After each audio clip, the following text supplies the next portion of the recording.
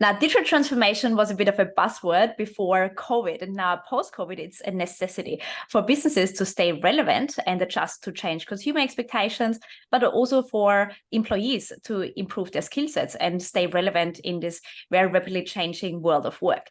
And we are joined by a powerhouse, the powerhouse of Staxd today, who are living and breathing all things digital transformation and digital capabilities for organizations. We are joined by Economopoulos and Leander Walshire. And we are talking about what actually is digital transformation. What do we need to take into consideration? We are busting some of the myth, but also some very practical tips, tactics, and strategies how you can get started and future-proof yourself. Andrew, I would love to kick us off because you have been in digital transformation in one way or the other, way before it was a thing, before people actually knew about it. I'm really curious to know, how did you get into that space? And in your own words, what does digital transformation mean? Shed some light to this very very interesting word, I would say. Yes, thank you very much for the introduction there, Petra, and thanks for having us today as well. Look, digital transformation has been thrown around a lot. It's the terminology in itself has been thrown around quite loosely. But all I can sort of do is give my perspective and my experience and what digital transformation means to us and how we're helping businesses with our offer and our expertise. But again, I guess what that means for us is I describe it as having the necessary capability to be able to meet the expectations of your customer and the demands that they have. And these have shifted to more of a digitally native mindset over time, which in itself is quite a big topic. But I guess, some examples of this might be if you're providing a service or a function online these days. Some of those examples might be, do you have a portal for us to go make payment? Can you just send me the invoice, or can I download this myself? Or, do I have to call your call center? Can I not just chat to somebody online? And all of these can be sort of perceived as technology solutions. But I guess, what I'm trying to express is your customer nowadays has an expectation of your business to be able to provide these digitally ready solutions that are convenient, available in the palm of their hand. And if you're not doing that, I guess you're not meeting your customer expectation. And I've just given a very small subset of an easy example there. But those capabilities of being able to provide those services, being able to adapt in that need is where we concentrate. It's a very commercially minded sort of view. And again, for myself, when I'm talking about digital transformation for businesses, I'm really looking at their overall digital maturity and seeing where they sit on that scale from novice to expert or even a trailblazer. The novice might still be establishing some of their core systems, and that's okay, or replacing large core legacy systems, where those on the forefront are perhaps considering, they've had a large investment in these solutions, and how can they leverage those opportunities for new revenue generation or taking those things to market, which again brings a whole new capability set that they may or may not have within the business. So, I guess being able to leverage those opportunities is the ultimate goal.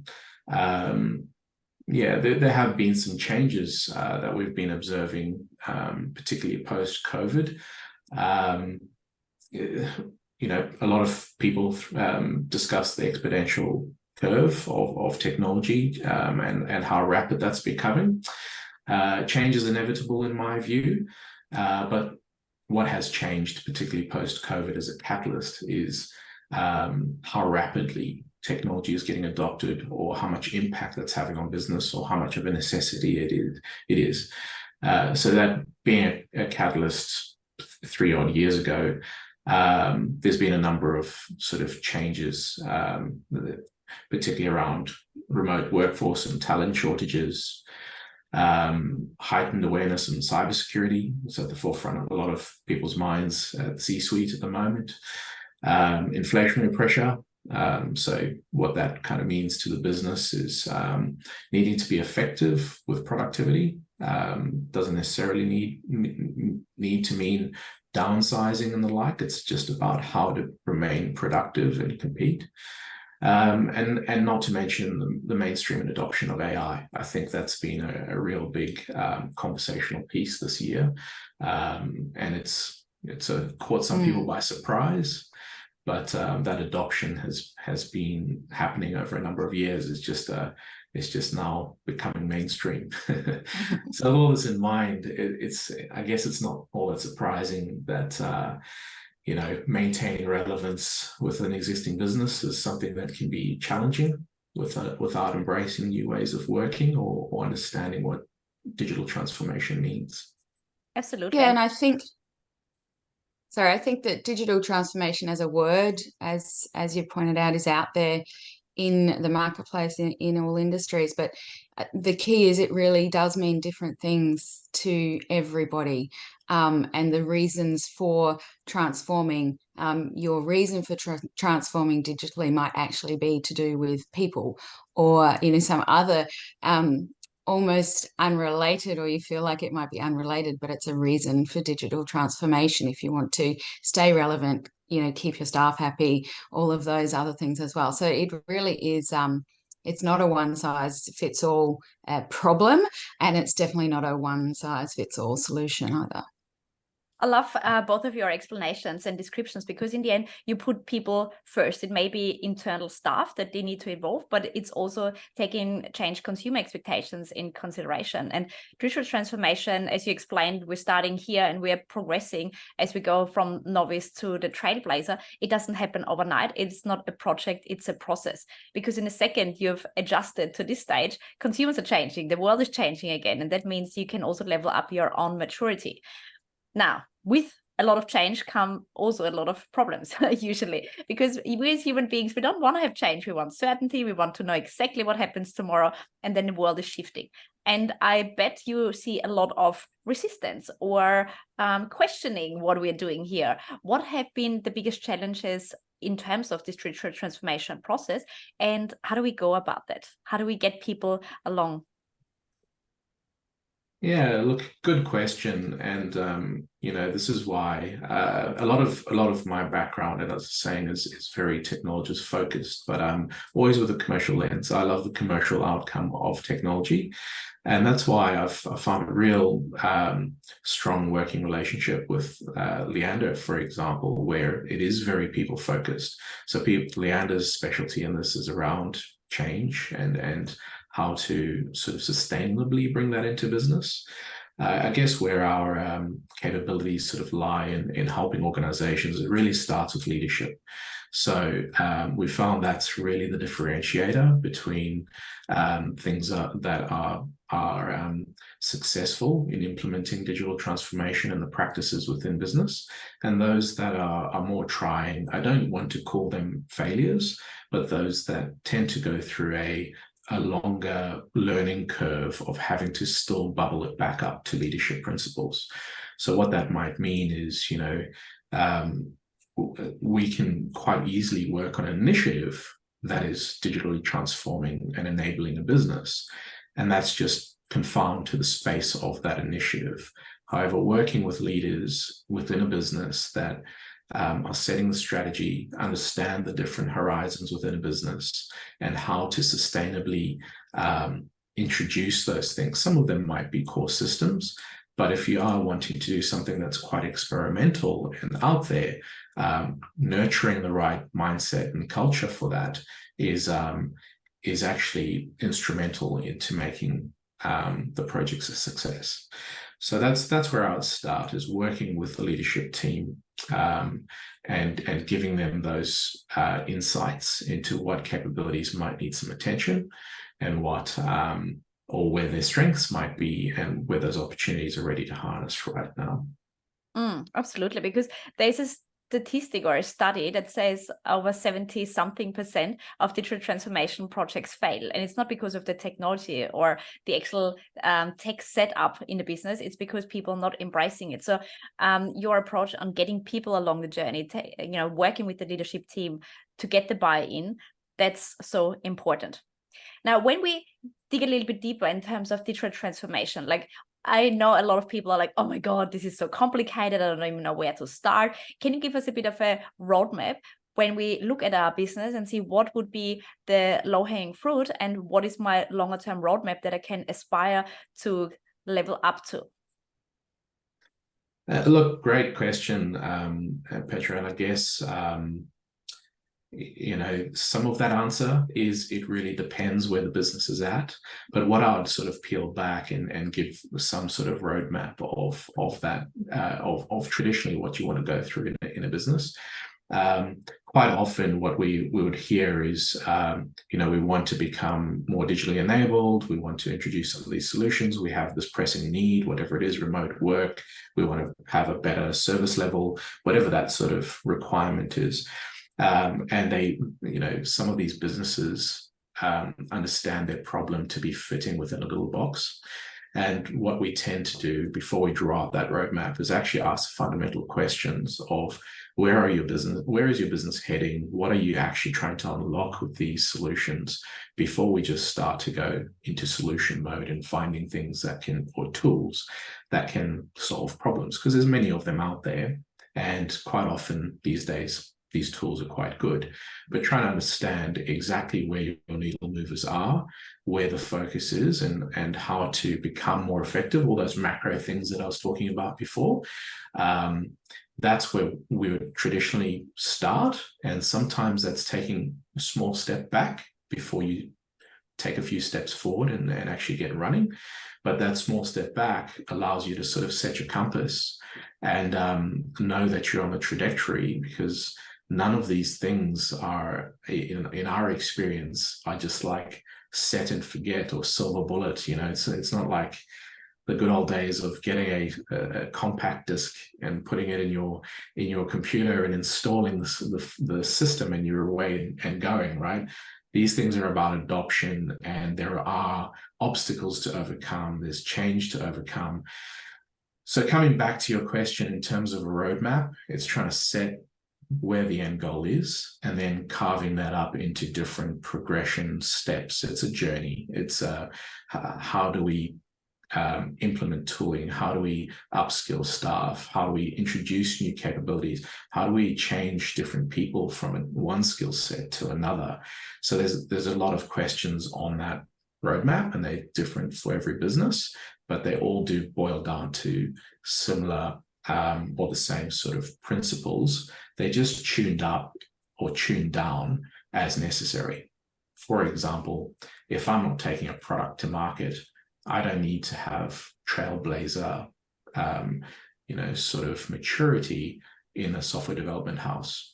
It might be enough just to have a custom development partner for integration's sake, and we're using various vendor solutions that we need to be quite tuned up in vendor management capability. So that's just a small example. Yeah, and it could also be very important to understand what your current capabilities are and what you want your shop or your business to actually be responsible for. It often happens that there's a preconceived idea of a piece of technology or something that a business might require in order to either stay relevant or keep up with what's happening next door. But if you don't really have a very good understanding of what you actually want your business to be doing and the capability you have, then the assessment of what's needed for the future and that roadmap could be flawed from the beginning. So as Andrew said, just taking that step back and taking the time to understand what you want to do before you're diving straight in. I love that you bring it back to basics, because in the end, I'm definitely in the category of shiny ball syndrome. And the second something is out, I'm chasing. yeah. But we see that. You would see that all the time, but it doesn't mean it's the right kind of solution for me. So bring it back to the basics. What does the business want to stand for? Where do we have current capabilities from a tech, but also from a people perspective? And then what is the next 1, 2, 5 steps? This is exactly how you go about it. Now, since we're all for practicality, can you give us some of the most recent examples or case studies, how you helped your clients to transform? Where were they and where did they end up after you worked with them? Yeah, look, this is probably where I get a lot of fulfillment personally from, Petra, is watching that transformation journey of particular businesses. So I think the first trigger word for me there when you sort of said something was around practicality. And I just, tying these two subjects together before I get into some examples is quite often businesses who are feeling a need of urgency want to get moving very quickly, and they want to jump at all the shiny objects. And we are also very motivated to want to go down that path. But the step, I quite often use a bit of an analogy that you don't just jump in a boat and start driving and hope that you're going to get into your destination across the shores. It's a long journey to get over that, and you need to consider things like what's the weather going to be like? Do I have enough of fuel on board? Am I actually in the right vessel? Do I have the right partners to call upon? All those sorts of things when things go wrong, or if I need advice. So practicality first and foremost is this sort of taking a step back doesn't necessarily need to mean slow or bureaucratic. It's about being informed and setting yourself down the right path. So to talk about some of the positive success cases that we've had around this, one that springs to mind is an organization that originally approached us with a solution in mind. I remember the conversation very strongly. It was like, hey, Andrew, you've been referred to us. We know you can help us, so we don't need to go through all of that. Don't worry about all of this sort of discovery components. We know what we want. It's really easy. We just need a CRM. All right. And I was like, okay, that's great. And having sort of been through this journey enough times to sort of say, you need to build the trust with that leader who has these business pressures and they believe they know what they need, which I'm not saying that he didn't. He had a vision of what he was trying to achieve in this case. But when we got in there and we actually took a step back, we built that trust first. We kind of went through the process to say, well, I actually don't believe a CRM is going to give you those capabilities that you're after. They landed up with a whole different range of tool sets. So an HRS platform, a new payroll and finance system, a whole project management suite of tooling, new collaboration tooling. So, we're able to get the right partners and implementation partners in place and assist them through that journey, which was completely different to the original tool that they were after to get them there. And I think, that's where the continuation journey sort of commences once they're enabled at that point, because there is continual change. Now you've just got a whole uplifting in systems where your people capabilities might not necessarily be in line. So there's a whole nurturing around training and adoption and communication and consistency to make sure you get to that destination. Otherwise, of course, you're going to have people and doubters and people saying we're on the wrong path. Is this the right? It's hard now. It's not like we used to do it, just opening up our spreadsheet. So you need to hold the course, and that's where it's a journey. And I could give countless examples. That's one from a core systems, trying to get rid of legacy systems perspective and enable them for growth. Others are, this one was quite close to my heart, I guess, because I have run a software development team before, and I've commercialized product within a big business. This was an organization who predominantly provided consulting services in their field, and they had found basically a market opportunity themselves, which was quite mature in the commercial stance, to take some of the products that they were developing for their customers, software products, and take them to market for a broader new opportunity. But they were 12 months in and I guess weren't getting some runs on the board that they expected from the software dev team. And within some quick diagnostics, we were able to identify those gaps, which just happened to be between the business language expectation and what the software development capabilities were and needed to apply to. And we were able to sort of revise that and put them on the right trajectory to build that capability out and commercialize. So, look, I could probably talk all day on this subject because I love talking about customer success, but I'll probably leave it at that. And if Leander has anything more to add. Oh, you don't need. Yeah, I think that covers some of the examples. I think what else is interesting to add is that there's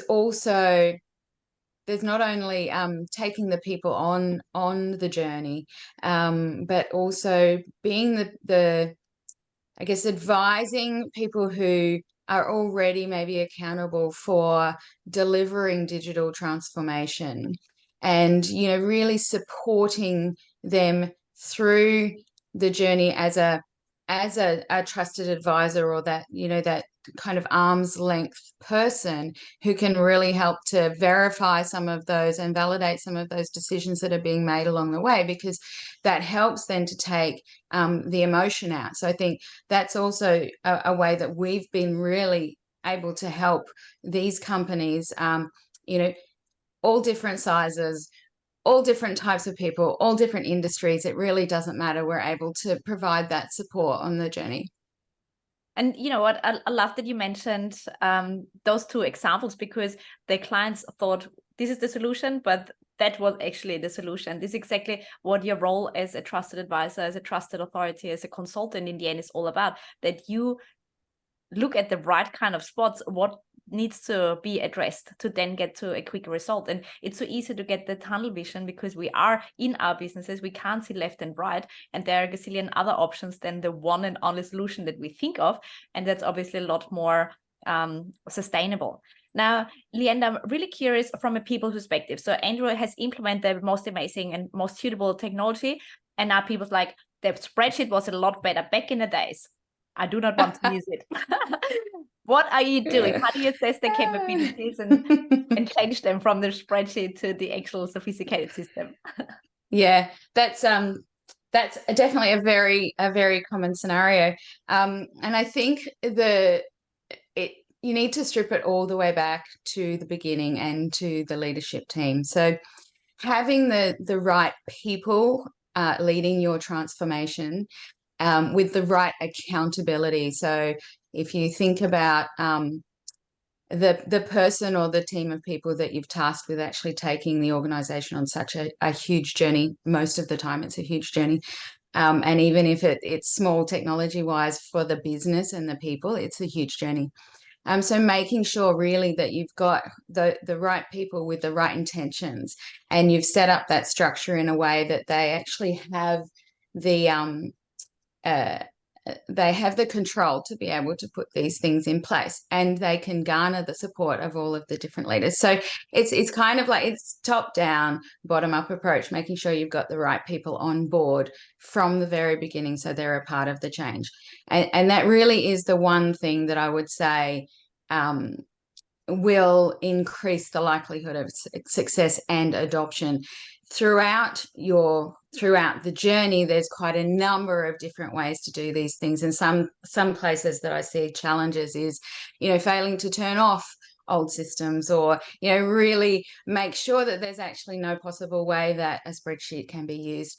Having proper hypercare time are built into, if it is, usually if you're delivering on a roadmap, there's going to be some kind of project structure in there. So making sure that the time, once the new technology goes live, that the people aren't just left there sitting to their own devices and no one checks in with them in a month's time. So yep, they've redeveloped another little spreadsheet over here. And so it's also about making sure that any processes you've got in place also support that new digital journey, that leaders are all on board, that they're all saying the same things about, the change adopters, and all of the champions that you would have in your business. So there is absolutely no doubt that it will happen. I've never seen a change where there hasn't been some resistors. But if you set it up right, you have a level of structure and you've got the right people leading it, then you will be successful. Absolutely. And I'm excited for the future, and I want to switch gears for a bit, because I want to look into our crystal ball. And Andrew, you've mentioned before, AI obviously has become mainstream. Now, with more emerging technology being more accessible to everyone, where do you see the future of digital transformation? And also, that's a two-part question. How do you stay up to date with everything that's going on and not get distracted from your own shiny objects everywhere? Yeah. Look, Petra, I mean, I'm equally excited about AI as I am sort of, I see it being thrown around as the new buzzword everywhere as well, right? So I do have, you know, a belief that AI in itself right now is in a new emergence of a transition and a transformation. And these things have happened a number of times. We can look back at cloud computing. We can look back at the emergence of the mobile phone. All these things have had an impact. I mean, you can take it as far back as the tractor, right, in farming. And that's often the examples that are used. So AI is here. As I kind of mentioned before, the thing that's really changed materially is the rate of change. So I'll talk about this quickly because it has a little bit of relevance before I sort of try and crystal ball where I think things are going to go. But I guess if you follow the observation of Moore's law, you can go and look up what Moore's law is if you haven't followed it or you don't understand it very well. I'm not trying to get overly technical here, but what is interesting is Moore's law in the compute space has held its observation very consistent for the last 60 years.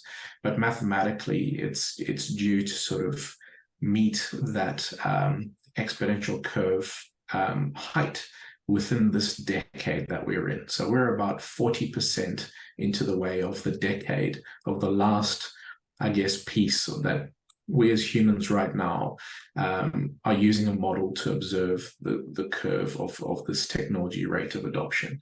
Now, I'm not here to debate Moore's law because there'll be 500 different people that'll have different views.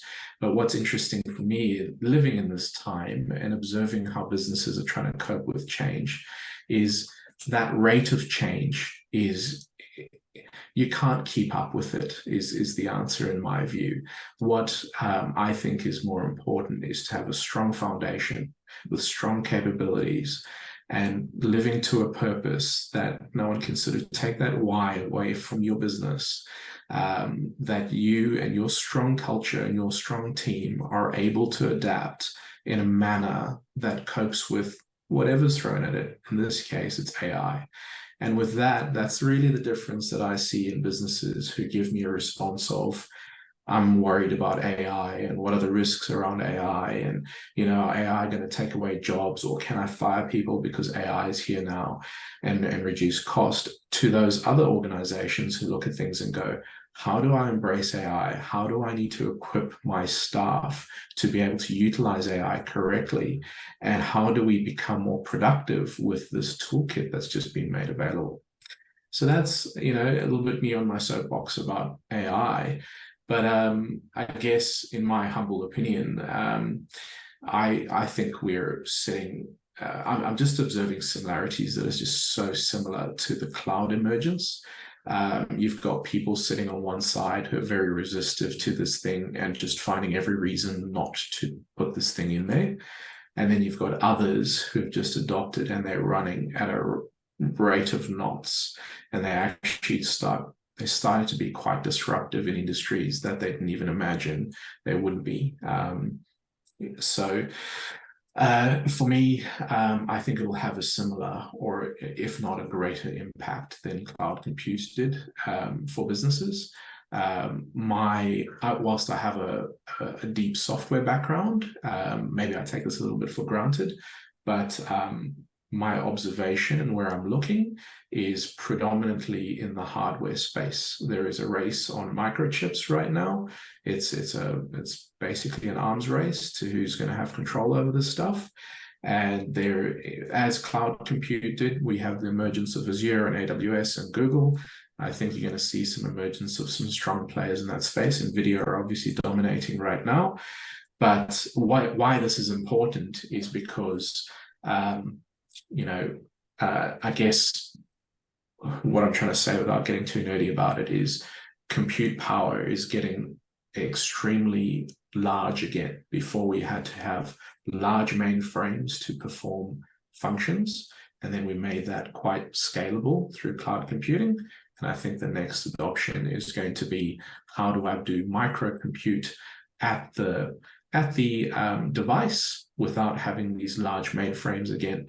And it won't be an all or nothing, but I think that's going to be a huge technology shift for people who are both in software and in hardware. Anyone who has platform as a service, software as a service, how do you cope with this new way of compute?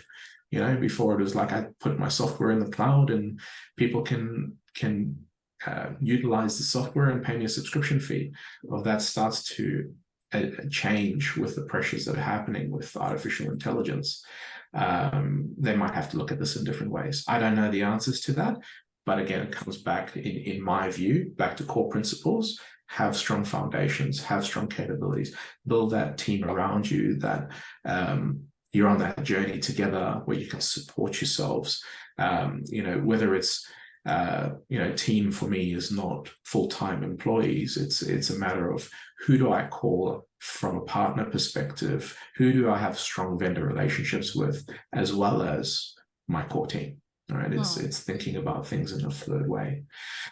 So that's I'm not a fortune teller, but that's the best I can sort of give on that subject. No, but I think you're spot on. More significant change happens, and it happens more frequently. And looking a little bit on the past to where it's going to be, success leaves clues, and also the past, there's always something that we can learn from. And you mentioned, in terms of team, it's not necessarily the core team that works full-time next to you. It's literally, who are the capability partners who can help us as a business to get into this next stage. And Leander, if you could give us a little bit more of an insight in terms of skill sets, because we were talking about teams and capabilities. What kind of skills do you reckon are required for us to future-proof ourselves, our businesses, taking all the emerging technology in consideration? Oh, that's a very good question. I think there's a lot of evolving skill sets now, and I think one of the main things for leaders and employees alike is this ability to adapt to change, but also the ability to work in this kind of remote, more digital environment. So there's a number of businesses, I think, out there that have almost gone totally remote working. And with that means that they have to rely so much more heavily on their technology. So where I'm thinking the upskill in capability will need to be is actually a little bit more around soft skills. So people kind of being able to work in a little bit more ambiguity, and potentially management needing to have more trust, better ways of managing workload without being able to maybe go and tap someone on the shoulder or look over what they're doing on their computer screen, or even having I would think that some of the very regular one-on-ones and those sorts of structures that are set up in businesses now are probably going to need to keep changing. Those things will be done in different ways. Technology is going to be enabling communication.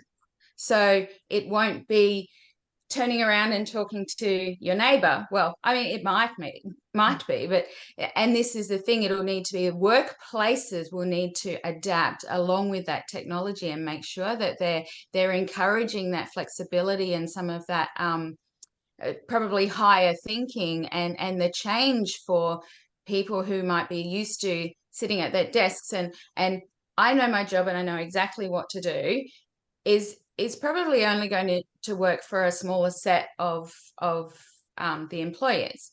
So I think that's where focus will need to be. It will need to be on some of those soft skills rather than where we've really focused on the hard. Beautiful. Now, to wrap us up and bring the conversation to a close, for anyone who is a bit of on the sideline, what kind of advice would you give them from both of your different but very cohesive perspectives to embrace this digital transformation journey, especially when you think, oh, it's all too much, it's too complicated, it's too expensive, it's too whatever, or too little, whatever the excuse is. Andrew, what is your advice to those business owners who are sitting a bit on the fence? Yeah, look, a tricky one, because you don't want to, these sensitive subjects for people, particularly around change, they all come in various shapes. Everyone has a different hesitation, right, as to why.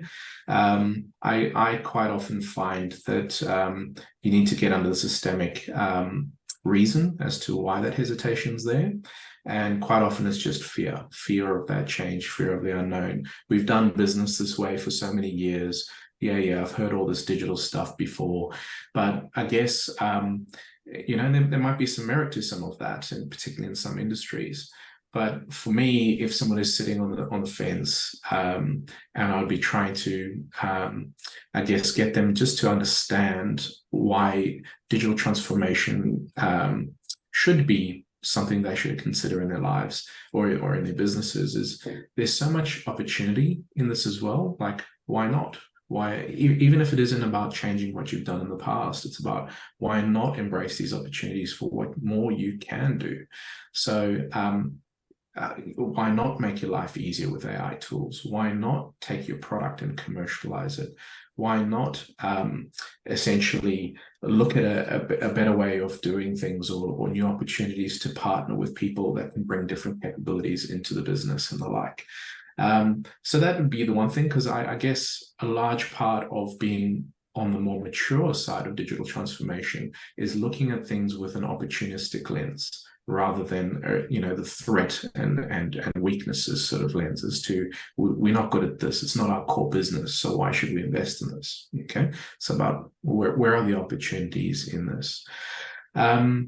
So yeah, I guess maybe being open also to the fact that whilst you might not wish to be a disruptor or an innovator, there's plenty of other businesses out there who that will be their trajectory and where they're headed. And the last thing you would want is to be in the position where your business gets disrupted because you were comfortable in the role you were playing and comfortable in your markets, etc., and thinking, well, we don't really need to build out like everybody else is. But if you don't keep up, you might actually end up going backwards. So that would be another, it would be a challenge, especially for organizations who maybe aren't in that mindset. And so that's where getting some expertise to just have a look at not only what's happening in your business, but what's happening in around the industry and with other businesses as well, to kind of guide, I suppose, on what would be a relevant digital transformation journey. That doesn't have to mean you actually change everything you do. It just means that you can stay relevant in this environment. Beautiful. Well, I'm glad you are supporting businesses on the end-to-end journey, because yes, you can have the best and most suitable technology, but without the people buy-in and the support of it, we're not going anywhere. So I'll definitely make sure that I put all your details in the show notes. Anyone who is interested to see how they can future-proof their business and or their career within the business, make sure to reach out to Andrew from Staxd and Leander, who will also work with you on the change. Now, thank you so much for being here, sharing all your insights, and excited to see what's next for you. Thank you so much, Petra. Really appreciate it. Thanks, Petra.